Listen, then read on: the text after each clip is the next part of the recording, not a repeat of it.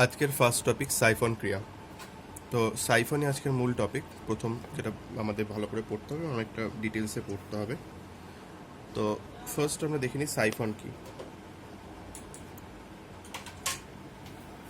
Siphon, তো সাইফনের মাধ্যমে কি করা হয়? সাইফন পদ্ধতিটা সাধারণত আমরা বাস্তবিক জীবনে এটা দেখে থাকি।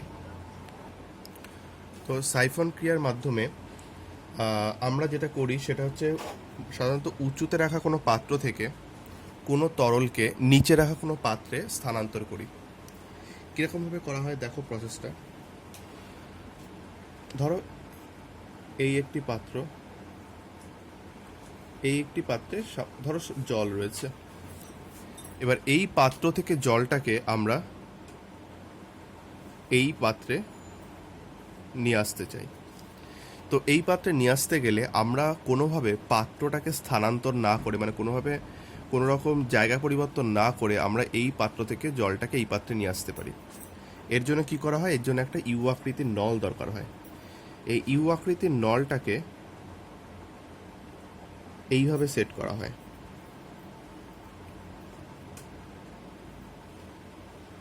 এইভাবে সেট করা হয় এবং প্রথমে যেটা করা হয়, ইউ আকৃতির নলটাকে এই তরল দ্বারা পূর্ণ করে নিতে হয়। মানে জল থাকলে জল বা কেরোসিন থাকলে কেরোসিন, তো সেটা দ্বারা পূর্ণ করে নিয়ে নলটাকে এইভাবে সেট করে দিলে এই নল থেকে জল এই পাত্রে আসতে থাকে। কতক্ষণ আসে? যতক্ষণ না দুই পাত্রে তরলের লেভেল সমান হয়ে যায়। তো এইভাবে এক পাত্র থেকে আর এক পাত্রে কোনোভাবে মানে পাত্র দুটিকে স্থানান্তর না করে এক পাত্র থেকে আর এক পাত্রে তরল কিন্তু স্থানান্তরিত হয়। তো এই প্রক্রিয়াটাকেই বলা হয় সাইফন ক্রিয়া। তো এই সাইফন ক্রিয়া সাধারণত কোন ক্ষেত্রে করা হয়? সাইফন ক্রিয়া করা হয় যে মানে শৌচাগারে যে ফ্ল্যাশ থাকে, বাথরুমে যে স্বয়ংক্রিয় ফ্ল্যাশগুলো থাকে, ফ্ল্যাশগুলো থেকে জল এই পদ্ধতিতে পড়ে। এছাড়া ধরো কোনো একটা বড় তেলের ট্যাঙ্ক থেকে আরেকটা তেলের ট্যাঙ্কে তেল ট্রান্সফার করার ক্ষেত্রে এই ধরনের সাইফন নীতি কাজে লাগানো হয়। তো সাইফন ক্রিয়াতে কি হয় যে এই পাত্র থেকে তরলটা এই নলের মধ্য দিয়ে গিয়ে এখান দিয়ে গিয়ে এই পাত্রে চলে আসে। তো এটাকে সাইফন বলা হয়। তো সাইফন কিভাবে কাজ করে এবং কেনই বা তরল এই প্রথম পাত্র থেকে দ্বিতীয় পাত্রে যায় সেটা আমরা একটু বোঝার চেষ্টা করব। আমরা এই নলটাকে চারটে পয়েন্টে ভাগ করে নেব। এই পয়েন্টটা হচ্ছে এ পয়েন্ট, এইটা বি, এইটা সি পয়েন্ট এবং এটা ডি পয়েন্ট। এই এবিসিডি চারটে পয়েন্ট রয়েছে। তো এবিসিডি এই চারটে যে পয়েন্ট রয়েছে, এই চারটে পয়েন্টের ভিত্তিতে আমরা যেটা দেখব যে এই বি বিন্দুতে যে চাপটা হয়, তরলের যে চাপ হয়, এই বি বিন্দুতে চাপ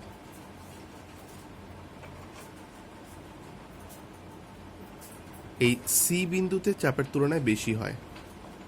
বি বিন্দুতে চাপ সি বিন্দুতে চাপের তুলনায় বেশি হয়, ফলে বি বিন্দু থেকে তরল এই সি বিন্দুতে কিন্তু প্রবাহিত হয়। এই বি বিন্দুতে চাপ যে কেন বেশি হয় সেটা আমরা নির্ণয় করব। আর এখানে তরলটাকে এই নলের মধ্যে তুলতে সহায়তা করে এই যে বায়ুমণ্ডলীয় চাপ, সেটা আমরা এই বায়ুমণ্ডলীয় চাপটাকে আমরা পি ধরছি। তো বায়ুমণ্ডলীয় চাপটাকে আমরা পি ধরছি, ঠিক আছে না? আর ধরো যে কোনো তরলের চাপ নির্ণয়ের ফর্মুলা কিন্তু এইচডিজি, এটা আমরা মাথায় রাখবো। তো তরলের চাপ, এখানে যদি তরল প্রবাহিত হচ্ছে তো এইচডিজি ফর্মুলার মাধ্যমে চাপ নির্ণয় করতে হবে। তো দেখো এইখানে যে নলটার উচ্চতা রয়েছে এইটাকে আমরা আর এইখানে যে নলের উচ্চতা রয়েছে, এই দুটো উচ্চতা রয়েছে, এইটাকে আমরা H1 ধরছি আর এটাকে H2 ধরছি, ঠিক আছে? অবশ্যই আমরা দেখে বুঝতে পারছি যে H1 is greater than H2, কেন কিনা H1টা বড়। তো এবারে দেখো বি বিন্দুতে চাপ কিভাবে বের করতে হয়। বি বিন্দুতে চাপ সমান সমান বি বিন্দুতে চাপ কিভাবে বের করতে হয়? প্রসেসটা হচ্ছে, যেহেতু বায়ুমণ্ডলীয় চাপ এটাকে তোলে, এই জন্য বায়ুমণ্ডলীয় চাপ থেকে মাইনাস করতে হয় এইচডিজি, মানে এইচ বলতে এইখানে বি বিন্দুতে চাপ নির্ণয় করছি, এর উচ্চতা কত? H2, অর্থাৎ এইচ বলতে এখানে H2, ডি বলতে এই যে তরলটা ব্যবহৃত হচ্ছে তার ঘনত্ব, আর জি মানে অভিকর্ষজ ত্বরণ। তাহলে এই formula P minus H2 DG, এটা দিয়ে আমরা বি বিন্দুতে চাপটা পাচ্ছি। আর সি বিন্দুতে চাপ কীভাবে বেরোবে? সি বিন্দুতে চাপ একইভাবে P minus H1 DG. C বিন্দুটা H1 উচ্চতা রয়েছে, এই জন্য H1 ডি তরলের ঘনত্ব আর জি অভিকর্ষ তন্ত্র পি মাইনাস H1 ডিজি। এবারে দেখো এই দুটো সমীকরণেই পি দুটো একই, ডিও একই, জিও একই, শুধুমাত্র এখানে H1টা কিন্তু H2-র তুলনায় বড়। তাহলে H1টা যদি বড় হয় তার মানে কি এই পার্টটা টোটালি কি এই পার্টটার থেকে বড়, মানে H1টা যদি বড় হয় তাহলে এই পার্টটা কি হয়ে যাচ্ছে, এর থেকে কিন্তু বড় হয়ে যাচ্ছে। তাহলে অবশ্যই পি এর থেকে যত বড় টার্ম বাদ যাবে তত কি মান ছোট আসবে। ধরো এখানে পি এর থেকে বাদ যাচ্ছে 5, তাহলে পি এর থেকে 5 বাদ গেলে যত আসবে, এখানে পি এর থেকে 10 বাদ যাচ্ছে, 10 বাদ গেলে আরো ছোট আসবে। অর্থাৎ এই সি বিন্দুতে চাপের মান কিন্তু বি বিন্দুর তুলনায় কমে যায়। তাই বলা হয় বি বিন্দুতে চাপ কিন্তু এই সি বিন্দুতে চাপের তুলনায় বেশি হয়। তো এই কারণে বি বিন্দু থেকে তরলটা সি বিন্দুতে, আমরা জানি সবসময় উচ্চচাপ অঞ্চল থেকে নিম্নচাপ অঞ্চলের দিকে ফ্লোটা হয়, তো বি বিন্দুতে তরলে উচ্চচাপ বিরাজ করে আর সি বিন্দুতে তরলে নিম্নচাপ বিরাজ করে, এই জন্য উচ্চচাপ অঞ্চল থেকে নিম্নচাপ অঞ্চলের দিকে ফ্লোটা হয়। যদি বুঝতে প্রবলেম হয় আমাকে ফোন করে জিজ্ঞেস করবে, অথবা এই ভিডিও মানে এই পার্টটাকে 2-3 বার দেখবে, রিভাইন্ড করে 2-3 বার দেখবে, তাহলে বুঝতে সুবিধা হবে। একই কথা বারবার শুনলে পরে জিনিসটা ভালো মাথায় ঢুকবে। তো এই নির্ণয়টা করা কিন্তু তোমাদের লাগবে। আর সাইফনের কিছু শর্ত রয়েছে, শর্তগুলো কি কি? নাম্বার 1 যে শর্ত রয়েছে সেটা হচ্ছে এই H1 নলটাকে অবশ্যই H2 থেকে বড় হতে হবে। যদি দুটো নল সমান হয়, দুটো নল এই নল দুটোর দৈর্ঘ্য যদি দুক্ষেত্রে সমান হয়ে যায় তাহলে কিন্তু সাইফন কাজ করবে না। নাম্বার 2, এই বায়ুমণ্ডলীয় চাপই কিন্তু এই তরলটাকে নলের মধ্যে তুলতে সহায়তা করে, যার জন্য এই বায়ুমণ্ডলীয় চাপ যেখানে নেই, মানে বায়ু যেখানে উপস্থিত নেই, সেখানে কিন্তু সাইফন কাজ করবে না। নাম্বার 3, এই নলটাকে কিন্তু তরল দ্বারা অবশ্যই আগে পূর্ণ করে নিতে হয়, মানে যে তরলটা আমরা ট্রান্সফার করতে চাচ্ছি সেই তরলটাকে এই নলের মধ্যে আগে থেকে পূর্ণ করে রাখতে হবে, নতুবা সাইফন কিন্তু ক্রিয়া করবে না। এবং নাম্বার 4, তোমরা যেটা পাবে যে একটা পাত্রকে কিন্তু অবশ্যই উপরে রাখতে হবে আর একটা পাত্রকে নিচে রাখতে হবে। দুটো পাত্র একই লেভেলে রাখলে কিন্তু সাইফন কাজ করবে না। তো প্রত্যেকটা পয়েন্ট কিন্তু সাইফনের জন্য মানে শর্তগুলো ইম্পর্টেন্ট। তো কোয়েশ্চেন লেখো, সাইফন কি? সাইফন কি? সাইফন কি হচ্ছে, প্রথমে দেখো সাইফন বলে পর্যন্ত লিখতে হবে। আর এই মানে সাইফন বলে আমি দেখিয়ে দিচ্ছি আমাকে বই থেকে, এই যে বই দেখো, এই সাইফন বলে পর্যন্ত লিখবে। আর একই সাথে লেখো সাইফন কিভাবে কাজ করে। সাইফন কিভাবে কাজ করে সেটা হচ্ছে এখান থেকে ABCD থেকে, এখান থেকে শুরু করে পুরোপুরি শর্তের আগ পর্যন্ত লিখতে হবে, সাথে ছবিও দিতে হবে। তাহলে লেখো সাইফন কিভাবে কাজ করে। একই সাথে সাইফনের কার্যকারিতার জন্য কয়েকটি শর্ত লেখো। সাইফনের কার্যকারিতার শর্তগুলি লেখো, এভাবে লেখো, সাইফনের কার্যকারিতার শর্তগুলি লেখো।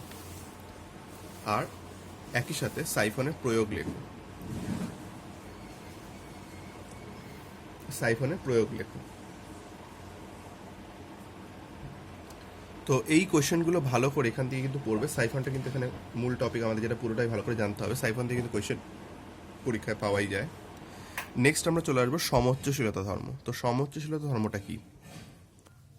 সমোচ্চশীলতা ধর্মতে দেখতে দেখা হয় যে ধরো অনেকগুলি বিভিন্ন আকৃতির পাত্র রয়েছে এবং এইভাবে রয়েছে, ধরো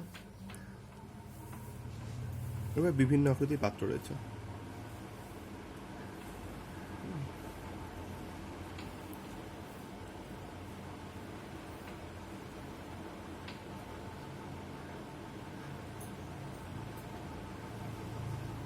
তো এই বিভিন্ন আকৃতির যে যেমন ধরনের এই পাত্রগুলো রয়েছে, এই পাত্রগুলিকে সমস্তগুলোকে একটা নলের মাধ্যমে কানেক্ট করা আছে, ঠিক আছে না? একটা নলের মধ্য দিয়ে কানেক্ট করা আছে। এই পাত্রগুলো এইভাবে রয়েছে, সেগুলোকে এইভাবে তারা একটা নলের মাধ্যমে কানেক্ট আছে। এইবার মনে করো যে কোনো একটা পাত্র দিয়ে জল ঢালা হলো, জল বা যে কোনো তরল, আমি জল বলছি কিন্তু যে কোনো তরলের ক্ষেত্রে প্রযোজ্য হবে এটা। তো তরল ঢালে দেখতে পাবে এই পাত্রগুলো পূর্ণ হবে, কিন্তু দেখো প্রত্যেকটা পাত্র তো সমান তরল ধরে না, তা সত্ত্বেও দেখা যাবে প্রত্যেকটা নলে মানে প্রত্যেকটা পাত্রে কিন্তু তরলের উচ্চতা একই থাকবে। মানে এখানে যদি তরল ঢালো তাহলে প্রত্যেকটা মানে নল দিয়ে প্রত্যেকটা পাত্রে তরল চলে যাবে এবং প্রত্যেকটা পাত্রে কিন্তু তরল উচ্চতা একই থাকবে। যদি আরও তরল ঢালা হয় তাহলে এখানে যেমন উচ্চতা বাড়বে, একই সাথে উচ্চতা কিন্তু প্রত্যেকটার মধ্যে সমান পরিমাণ বেড়ে যাবে। ঠিক আছে না? অর্থাৎ যেটা আমরা দেখতে পেলাম যে বিভিন্ন আকৃতির পাত্রগুলিকে, বিভিন্ন আয়তনের পাত্রকে যদি একটি নল দ্বারা সংযুক্ত করা থাকে তাহলে প্রত্যেকটা নলের মধ্যে সমান পরিমাণ উচ্চতায় কিন্তু তরল থাকে। এই ব্যাপারটাকেই বলা হয় তরলের সমোচ্চশীলতা ধর্ম। তো সমোচ্চশীলতা ধর্মটা পুরোটাই পড়বে, এর প্রয়োগটা করবে এর মাধ্যমে জল নিকাশি ব্যবস্থা এবং জলসেচের ব্যবস্থা, জলবিদ্যুৎ উৎপাদন ইত্যাদি ক্ষেত্রে জলের বিভিন্ন প্রবাহ মাত্রা, মানে যেমন ধরো একটা ট্যাঙ্ক থেকে শহরের বিভিন্ন জায়গায় জল যাচ্ছে, তো এই ট্যাঙ্কটাকে এমনভাবে রাখা হয় যে অনেক উচ্চতা রাখা হয়। দেখবে ট্যাঙ্কটাকে উচ্চতা রাখলে কি হয়, সাধারণত যে বাড়িগুলো 2তলা বা 3তলা বা 4তলা থাকে সেগুলোতে সহজেই জল ওঠে এই সমোচ্চশীলতা ধর্মের জন্য।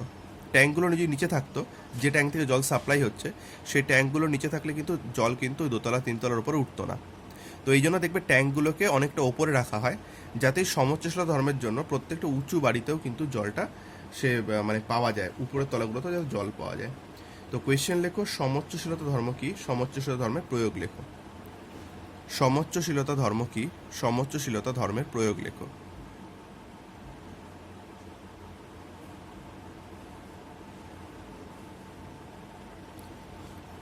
তো এরপরে আমরা চলে আসবো আর্কিমিডিসের নীতি।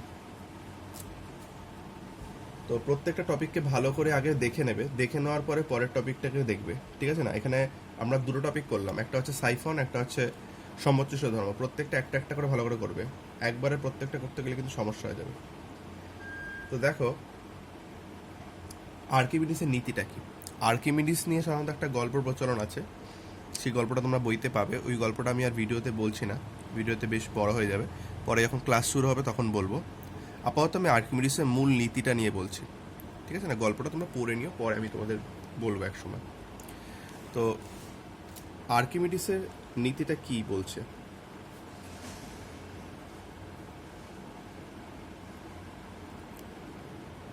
আর্কিমিডিসের নীতি।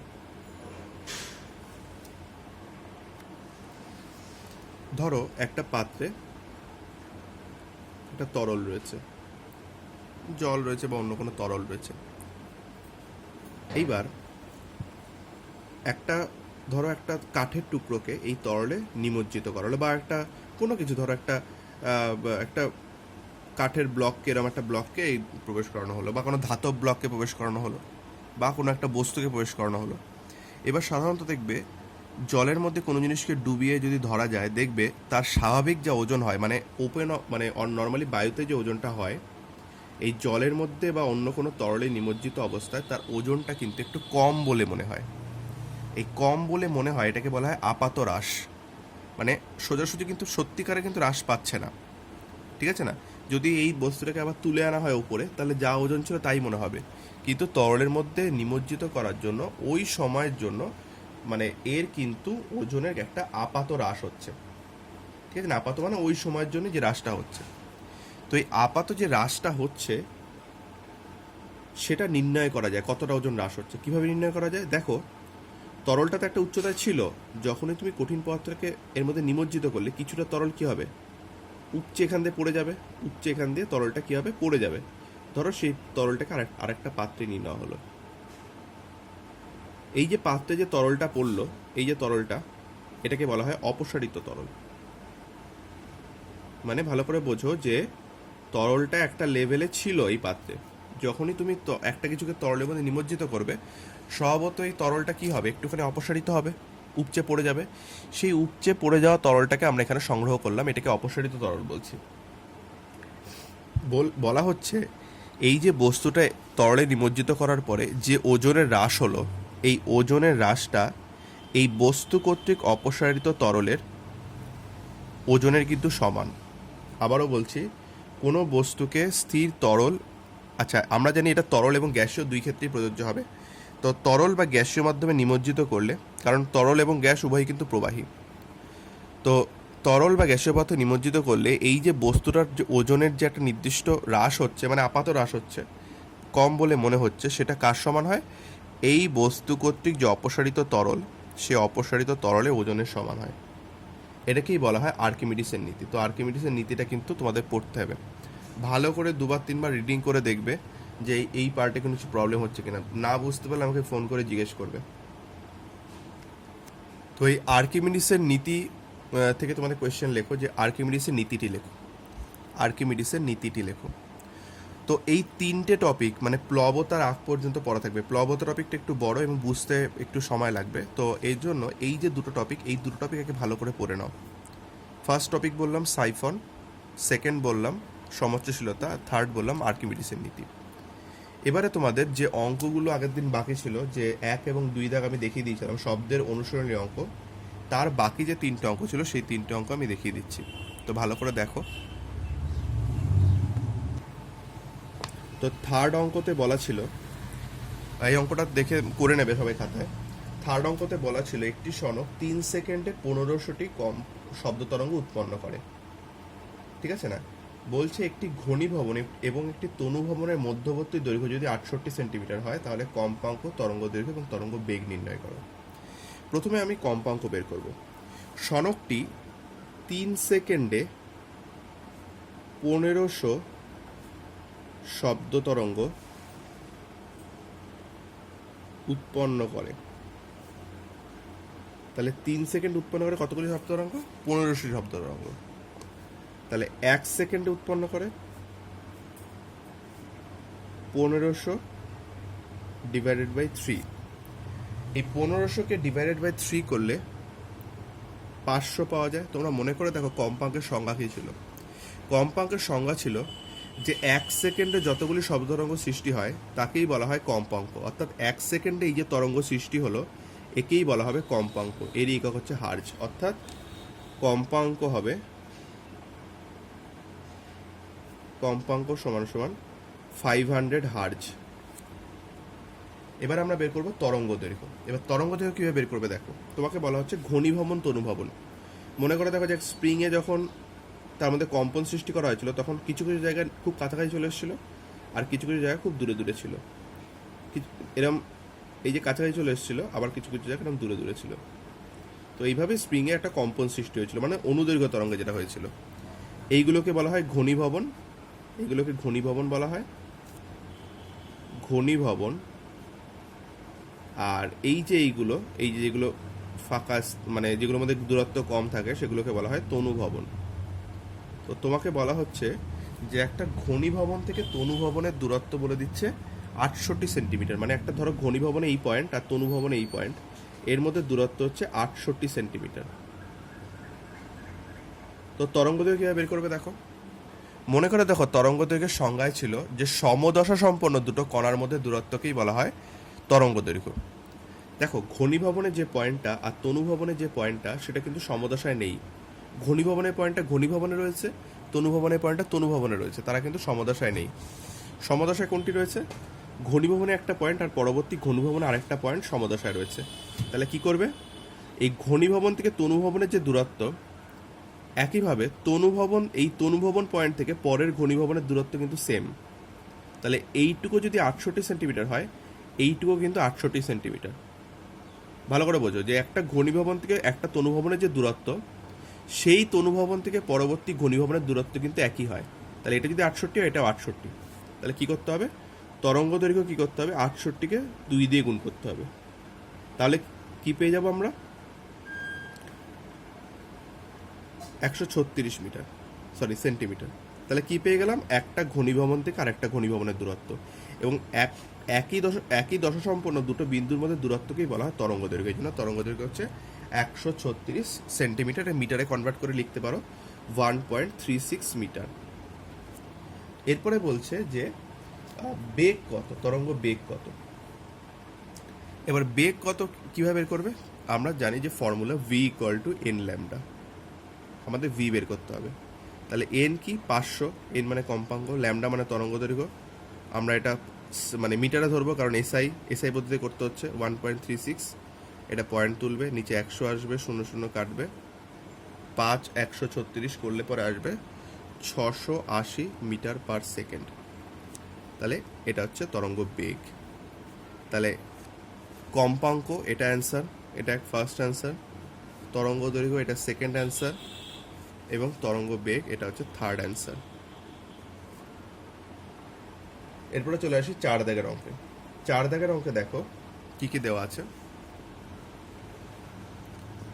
4 দাগের অঙ্কে প্রথম রয়েছে কম্পাঙ্ক,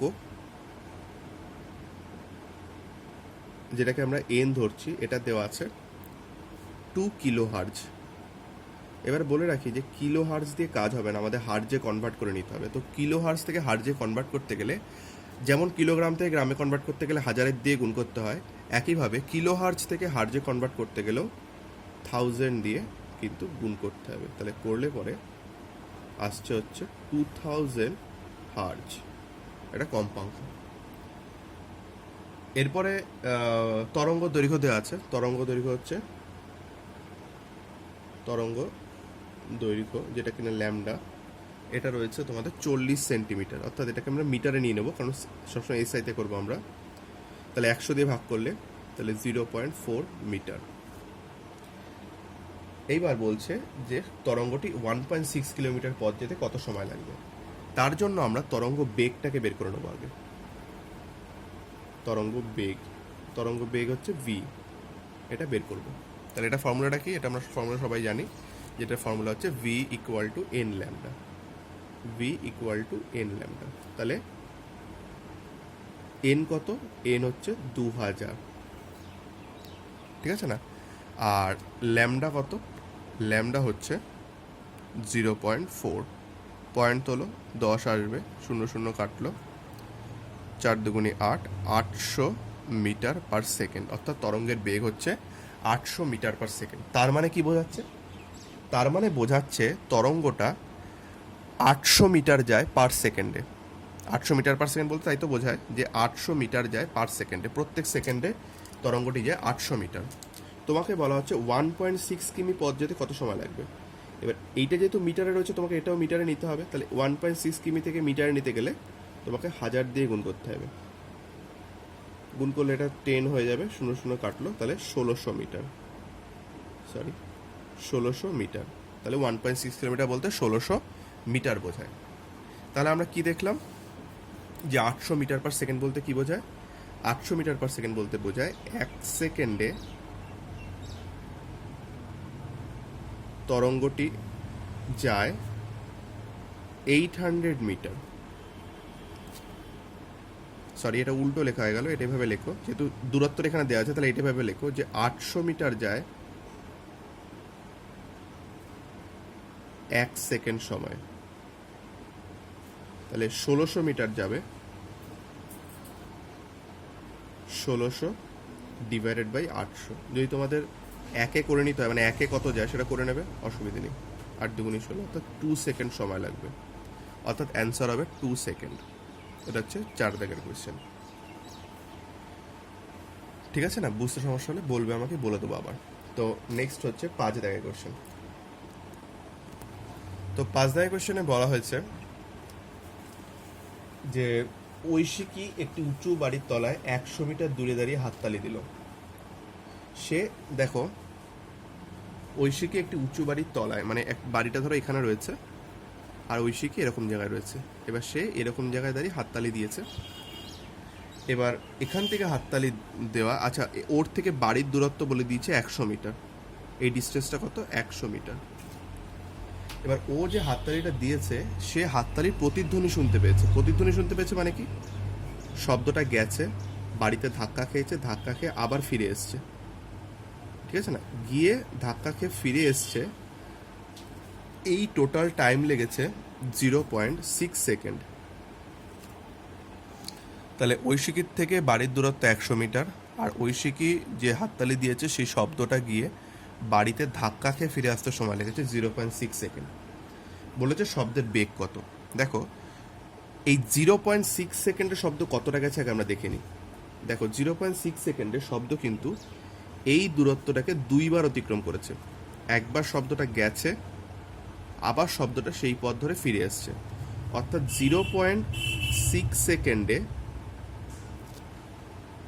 শব্দটি যায় বেসিক্যালি 100 ইন্টু 2 মিটার, মানে বেসিক্যালি 200 মিটার, অর্থাৎ 200 মিটার। ঠিক আছে না? তাহলে 0.6 সেকেন্ড শব্দের কতটা যায়? 200 মিটার। তাহলে বলা হচ্ছে যে শব্দের বেগ কত? বেগ মানে কি 1 সেকেন্ডে তোমাকে বের করতে হবে। তাহলে 1 সেকেন্ডে শব্দটি যায় বা তরঙ্গটি যায়, যাই বলতে পারো, 200 ডিভাইডেড বাই 0.6, পয়েন্ট তুললে 10 আসবে। কাটাকাটি একটা অড হবে একটু, 2 দিয়ে কাটলে 3, 2 দিয়ে কাটলে এটা 100 হবে, মানে 1000 ডিভাইডেড বাই 3। এটা করলে পরে আসবে মোটামুটি ধরো ওই 333.333 আসতে থাকবে। তো এটা এই অবধি রেখে দিলাম মিটার পার সেকেন্ড। তাহলে 333.3 মিটার পার সেকেন্ড, এটাই হচ্ছে শব্দের বেগ। তো এই হচ্ছে পাঁচ দাগ পর্যন্ত কোয়েশ্চেন। বাকি তিনটে এই যে কোয়েশ্চেনগুলো দিলাম, এগুলো তোমরা পরের দিনে পড়ার সাথে দেখে রাখবে। এই কোয়েশ্চেনগুলো কিন্তু আমি পড়া লিখতে দেওয়ার সাথে করতে দেবো, মানে এইগুলোই যে করতে দেবো তা বলছি না, এরকম প্যাটার্নে সংখ্যা পাল্টে এবং একটু অন্য ধরনের কোয়েশ্চেন কিন্তু করতে দেবো। তো এই পর্যন্ত পড়া থাকলো। যদি আজকের পড়ায় কিছু সমস্যা হয় আমাকে ফোন করে জেনে নিও।